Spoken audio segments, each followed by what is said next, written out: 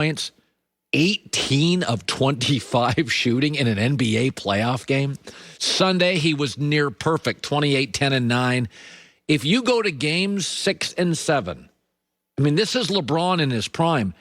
Kawhi shot 100% from the free throw line, 50% on threes, and 70% from the field, and was the top defender, guarded Luka. That is LeBron in his prime. But my takeaway is, why did it take this long? The Clippers won 47 games in the regular season, and that's with Kawhi missing 20 and Paul George missing, 18?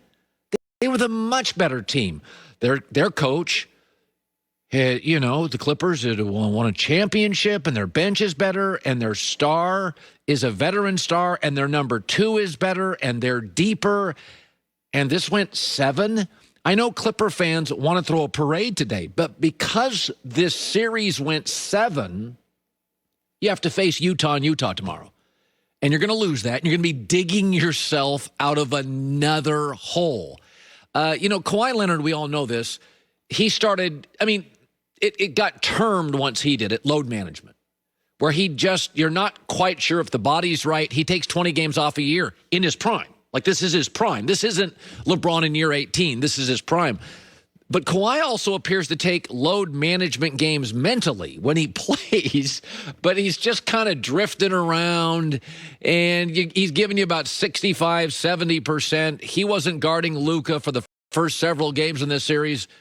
Didn't LeBron always just embrace that challenge and say, D. Wade embraced that challenge? The greats embrace that challenge, the Kevin Garnetts. He's just an interesting cat. So this morning I wake up and my question is, do I like the Clippers? No, I just like Kawhi when he's completely engaged. He is the best get a basket and get a stop guy in the NBA. There's no doubt. I've been saying that for years. You need a stop, he's it. You need a basket, he's it. But remember, as your Clipper parade is working its way down Main Street, they lost in the second round last year. And if they lose against Utah, this is a deep, talented Utah team with home court advantage, great coach. They shoot 3-point. Unlike Dallas, Utah plays defense. Unlike Dallas, a lot of these stars, Rudy Gobert, Donovan Mitchell, Mike Conley, they've been around a long time. Now, Utah does not have a matchup for Kawhi, so he has got to be engaged. Game 1, because this team is much better than Dallas. They've got more star power, more than one guy who can hit a 3. Luka was exhausted by the fourth quarter in most of these games. But this morning, my question is, do I like the Clippers? Not really. I think it's a strange franchise.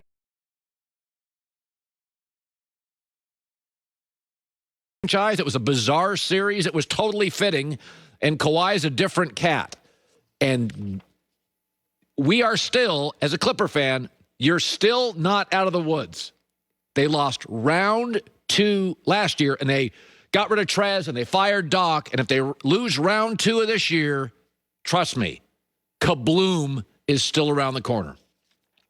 So I want to talk about the Brooklyn Nets. I didn't know what I should do with my second story today, but I want to talk about the Brooklyn Nets because they're fascinating.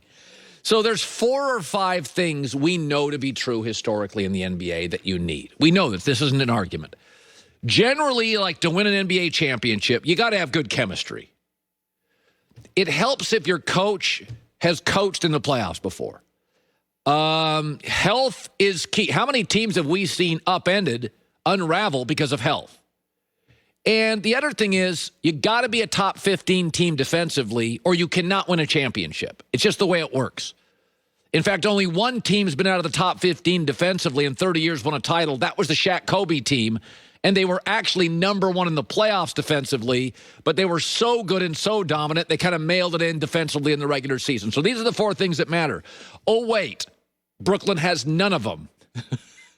Kyrie, Harden, and KD played 8 games total. Harden's already hurt. Steve Nash has no coaching experience in high school, college, or the pros, and their defense is 23rd. Yet they are so gifted and so skilled, They beat a Milwaukee team that has all 4 of those. How discouraging must that be? I'm watching that game and I'm thinking, James Harden's out in the first minute, and Brooklyn still almost effortlessly wins that game. Brooklyn is the Tesla of the NBA. Tesla does everything wrong. Elon Musk is crazy. He's a CEO. Now he's doing cryptocurrency. He's smoking pot on podcasts. J.D. Power and Associates says you'll have more problems as a Tesla owner in the first 3 months of owning it than all other 31 automakers in America. It took them 17 years to make a profit. 17 years to have a profitable year at Tesla. But every time you look at Tesla stock, you're like, yeah, it's great. It's been on fire for 4 years. They do everything wrong. But they have a brilliant guy, crazy town, but a brilliant guy running the company, and that is Brooklyn. They don't play really good defense. They don't have their health. They don't have their chemistry. Their coach has no experience. Milwaukee has all that, and they fly through them. And my takeaway is the message that sends to Damian Lillard, to Zion, to Luka, to a young Ja Morant is don't waste your time. Go hook up with A's. I mean, Damian Lillard. I mean, that you're going to keep carrying B and C players? I mean, Zion. I mean, I like Lonzo Ball too, but Brooklyn's messaging is you don't have to have the perfect coach, the perfect chemistry. You can take games off. You don't even have to be healthy.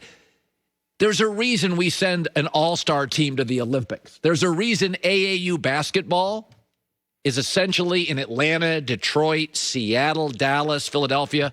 All the best players play on 1 or 2 teams. It's just easier. You don't have to have perfect chemistry in AAU. By the way, Kentucky's one of the winningest programs. They don't even have a senior night, just a revolving door of one-year players, and they win a bunch of games. So the basketball culture in America, the message if Brooklyn wins is chemistry, health, coaching, defense. Just go team up with really, really great players. And we've always kind of known that. But increasingly, with the draft, such a crapshoot because you have no film on these kids. They're all 18 years old. I look around, and even Giannis in Milwaukee. So who's the best player in Milwaukee? Giannis. Well, he was great. Chris Middleton. 0 for 5 on threes. Chris Middleton's a B. You're trying to sell me as an A. And Chris Middleton didn't show up in game 1. KD did. Kyrie did. The former A, Blake Griffin did. Giannis did. I mean, I'm telling you, I watched Brooklyn, and my takeaway was, God, everything that matters doesn't matter when you have that much talent. It's Tesla. They do everything wrong. Stock's still going through the roof. Maybe it's a bubble. Maybe it implodes. But that was discouraging if you're Milwaukee. If Harden is out for game 2, if Milwaukee loses game 2,